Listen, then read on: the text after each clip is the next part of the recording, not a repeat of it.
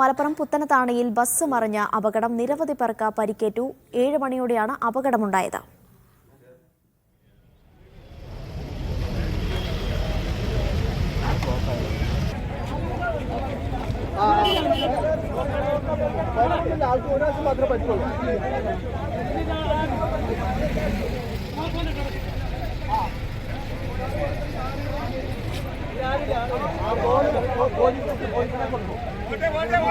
മുഹമ്മദ് ഷംസീറുടെ വിവരങ്ങൾ നൽകാനായി. ഷംസീർ, എങ്ങനെയാണ് ഈ അപകടമുണ്ടായത്? ഈ പരിക്കേറ്റവരുടെ നില എങ്ങനെ?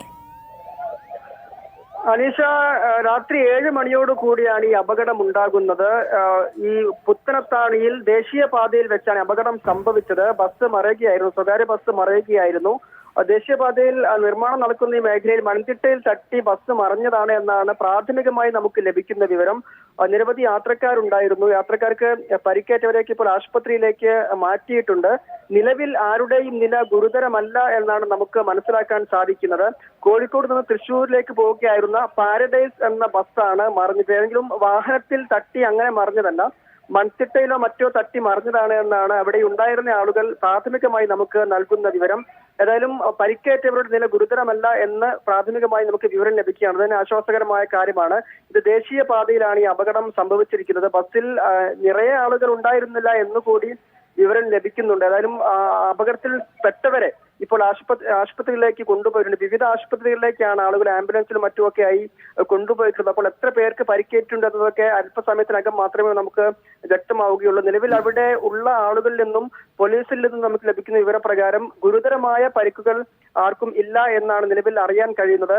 രാത്രി 7 മണിയോട് കൂടിയാണ് ഇത് തൃശ്ശൂർ ഭാഗത്തേക്ക് പോവുകയായിരുന്ന ബസ്സാണെന്നും അറിയുന്നു. പാരഡൈസ് എന്ന കോഴിക്കോട് തൃശ്ശൂർ റോഡിലോടുന്ന സ്വകാര്യ ബസ്സാണ്. ഈ ബസ്സാണ് 7 മണിയോട് കൂടി അപകടത്തിൽപ്പെട്ടത്. ഒരു ഈ ദേശീയപാതയിൽ തന്നെ. ഷംസീർ, തുടരൂ. ഇപ്പോൾ പ്രദേശവാസിയായ അൻസാർ ചേരുന്നുണ്ട് നമ്മോടൊപ്പം. അൻസാർ, ഈ എങ്ങനെയാണ് ഈ അപകടം ഉണ്ടായത് എന്ന കാര്യത്തിലൊക്കെ എന്തെങ്കിലുമൊക്കെ വിവരങ്ങൾ ലഭിക്കുന്നുണ്ടോ? സ്ഥലത്ത് ഇപ്പോൾ എന്താണ് സാഹചര്യം? അത് സംബന്ധിച്ച വിശദാംശങ്ങൾ താങ്കൾക്ക് ലഭ്യമാണോ? തീർച്ചയായിട്ടും ഞാനിവിടെ സംഭവ സ്ഥലത്തുണ്ട്. നിലവില് റോഡില് ഒരു കുഴി നിർമ്മിച്ചിട്ടുണ്ട് റോഡ് വർക്കിന്റെ ഭാഗമായിട്ട്. ആ കുഴിയിൽ തട്ടിയിട്ട് അതിലെ മൺതിട്ടയിൽ തട്ടിയിട്ടാണ് ബസ് മറിഞ്ഞതെന്നാണ് ഇപ്പൊ ഇവിടെ ഉള്ള ദൃക്സാക്ഷികൾ നമുക്ക് നൽകുന്ന വിവരം. നിലവിൽ ബസ്സിലുള്ള മുഴുവൻ ആളുകളെയും പുറത്തെടുത്ത് വിവിധ ആശുപത്രികളിലേക്ക് മാറ്റിയിട്ടുണ്ട്. പുത്തനത്താണിയിലെയും അതുപോലെ തന്നെ വെട്ടിച്ചിറയിലെയും ആശുപത്രികളിലേക്കാണ് മാറ്റിയിട്ടുള്ളത്. ആരുടെയും പരിക്ക് ഗുരുതരമല്ല എന്നുള്ള വിവരമാണ് ലഭിച്ചിട്ടുള്ളത്. മാത്രമല്ല ഇപ്പോൾ ഇവിടെ ട്രാഫിക് നല്ല ബ്ലോക്കായിട്ട് അനുഭവപ്പെടുന്നുണ്ട്. നിലവിൽ തൃശ്ശൂർ ഭാഗത്ത് നിന്ന് കോഴിക്കോട് ഭാഗത്ത് നിന്ന് തൃശ്ശൂരിലേക്ക് പോകുന്ന പാരഡൈസ് ബസ്സാണ് അപകടത്തിൽ പെട്ടിട്ടുള്ളത്. മുഴുവൻ ആളുകളെയും പുറത്തെടുത്തു ആശുപത്രികളിലേക്ക് മാറ്റിയിട്ടുണ്ട്.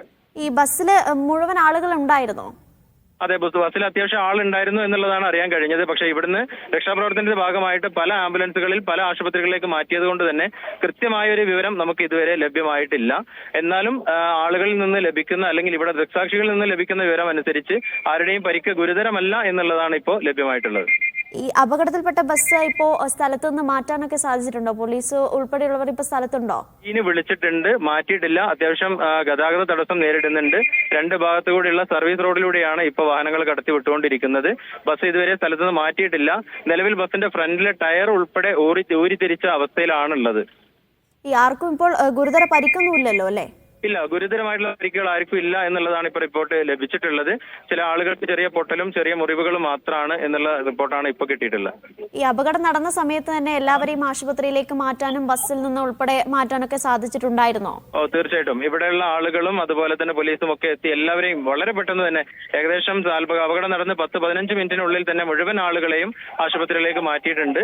ബസ്സിലുള്ള എല്ലാവരെയും മാറ്റിയിട്ടുണ്ട്. ആരുടെയും പരിക്ക് ഗുരുതരമല്ല.